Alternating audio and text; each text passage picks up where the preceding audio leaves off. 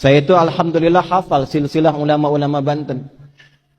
Dari mulai tokoh yang paling atasnya, sampai turunan muridnya, sampai nyambung kemudian yang bikin-bikin ormas sampai di Indonesia. Kita ambil satu aja. Kenal Syekh Nawawi Al-Bantani? Kenal di mana tuh? Lahir baru kemarin kenal Syekh Nawawi. Alhamdulillah. Syekh Nawawi Al-Bantani dari Tanara. Saya ambil satu muridnya saja. Punya murid namanya Abuya Kiai Syekh Asnawi Caringin. Di Banten itu banyak kota Caringin. Tangerang ada Caringin tuh, Cisoka. Di situ ada Abuya Kiai Haji Yusuf bin Said. Di antara muridnya itu ada Abuya Uci Turtusi, Allah yarham alaih, dari Cilonggok. Ya, itu di antara gurunya itu Abuya Yusuf bin Said selain ayahnya, Abuya Ramli, Dimyati Ramli. Itu Kiai Asnawi di Caringin yang di Labuan. Berangkat kemudian ke Mekah, belajar dari Syekh Nawawi Al-Bantani gurunya. Itu juga bertemu dengan teman akrabnya dua. Yang dua ini kelak mendirikan dua ormas besar di Indonesia. Satu Syekh Muhammad Darwis, yang kemudian diganti namanya oleh gurunya menjadi Syekh Ahmad Dahlan.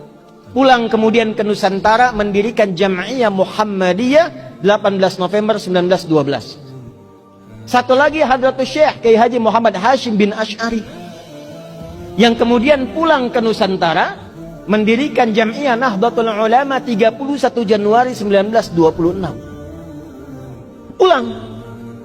Dan ternyata ketika dilihat semua keakraban ini nyambung di nasab. Nyambung, ada nasab guru, ada nasab asli ke atas. Dua-duanya nyambung. Kiai Haji Ahmad Dahlan bin Kiai Haji Abu Bakar bin Kiai Ilyas bin Kiai Sulaiman bin Demang Jurang Juru Kapindo bin Demang Jurang Juru Sapisan bin Kiai Grebek. Grebek 1, Grebek 2. Nah di Grebek 2 itu salah satunya kakek buyutnya Pak Erlangga, Pak. Naik ke atas, nyambung ke siapa? Ahmad Jumadil Kubra. Syekh Ahmad Jumadil Kubra itu sekarang masjidnya dan dorikhnya, peninggalannya itu ada di wilayah Semarang, mau arah ke arah Demak. Jadi kalau ada belok ke kiri itu, sebelah kiri sebelum perempatan itu ada masjid warna hijau, kubahnya emas. Itu dorikhnya Syekh Ahmad Jumadil Kubra sebelum Universitas Sultan Agung. Itu ada tuh. Beliau keturunan siapa? Syekh Azmat Qad. Ahmad kan keturunan siapa? Ali Zainal Abidin. Ali Zainal Abidin keturunan siapa? Al-Husain. Al-Husain siapa? Adiknya Al-Hasan. Al-Hasan siapa? Putranya Sayyidina Ali bin Abi Thalib karamahullahu wajhah. Siapa beliau? Suaminya Fatimah Az-Zahra bintu Rasulillah Muhammad sallallahu alaihi wasallam bin Abdullah bin Abdul Muttalib bin Hashim bin Abdul Manaf bin Qusay bin Murrah bin Kilab bin Ka'ab bin Ghalib bin Fihir bin Malik bin Nadar bin Kinana bin Khuzaimah bin Mudrikah bin Ilyas bin Nizar bin Mudar bin Ma'ad bin Adnan bin Addi bin Adri bin Muqawwam bin Nahur bin Tarikh bin Ya'rub bin Yasjub bin Nabit bin Ismail alaihi salam bin Ibrahim alaihi salam bin Azar atau bin Nahur bin Abir bin Kinan bin Arfakhshad bin Sam bin Nuh alaihi salam bin Matushalah bin Kinan bin Anwas bin Tis bin Adam alaihi salam. Sallu ala Nabi. Ulangi Pak Ketua DPRD. Kiai Hashim juga begitu. Cuma ketemunya nanti di Joko Tingkir. Pangeran Benawa, keturunan 23 dari Nabi sallallahu alaihi wasallam.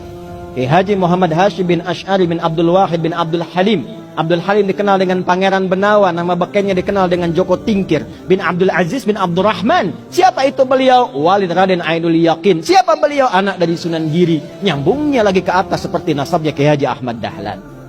Dua-duanya bersaudara. Dua-duanya bikin ormas. Dua-duanya punya teman akrab, Syekh Asnawi dari Caringin, Banten.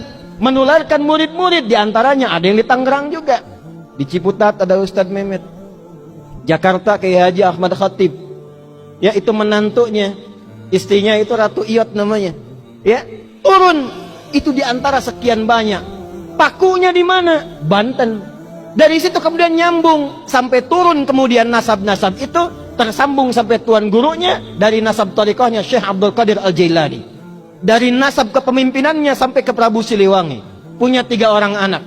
Abdullah Iman dikenal dengan Walang Sungsang. Syarifah Mudaim Kemudian satu lagi siapa? Raja Sengara. Syarifah Mudaim berangkat dengan kakaknya Abdullah Iman ke Mekah. Lalu bertemulah di situ dengan Syarif Abdullah. Syarifah Mudaim menikah dengan Syarif Abdullah, melahirkan Syarif Hidayatullah.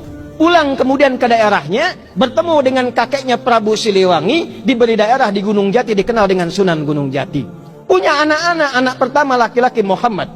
Anak perempuannya dinikahkan dengan Panglima Pasai, dikenal dengan Fathullah atau Faletehan.